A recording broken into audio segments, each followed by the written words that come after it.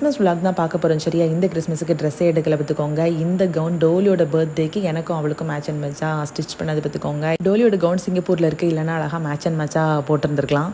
Night 11:30 தான் mass பார்த்துக்கோங்க. கோயிலுக்கு போய்ட்டு அங்கே போய் மாஸ் முடிச்சுட்டு பிள்ளைங்க எல்லாம் ரொம்ப அழகழகாக டான்ஸ் எல்லாம் ஆடிட்டு இருந்தாங்க. அதுக்கப்புறம் குடில் வச்சுருந்தாங்களா, அந்த குடியில் போய் அழகாக ஃபோட்டோஸ் எல்லாம் எடுத்துகிட்டு வீட்டுக்கு வரத்துக்கு 1 o'clock மேலேயே ஆகிட்டு பார்த்துக்கோங்க.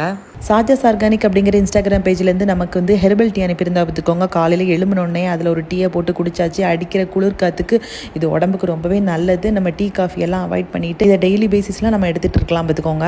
காலையில் பிரேக்ஃபாஸ்ட்டுக்கு இட்லியும் தக்காளி சட்னி வச்சுருந்தோமா. அதுக்கப்புறம் பிள்ளைலாம் விளையாடிட்டு இருந்தாலும் அந்த கேப்பில் சிக்கன் வாங்கியிருந்த சிக்கனை மசால் போட்டுட்டு ஃப்ரை பண்ணுறதுக்கு ஒதுக்கி வச்சாச்சு.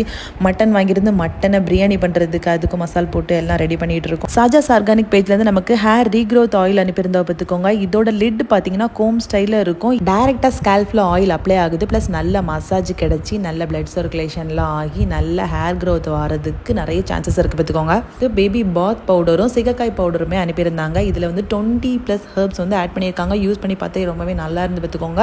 இந்த பவுடர் யூஸ் பண்ணி குளிச்சுட்டு பிள்ளைகள் கம மணத்துட்டு வந்தால் பார்த்துக்கோங்க. வந்தோடனே பிள்ளைகளுக்கு சாப்பாடு கொடுத்தாச்சு. சரி வைக்கப்பா, நாளைக்கு போனா பாய்.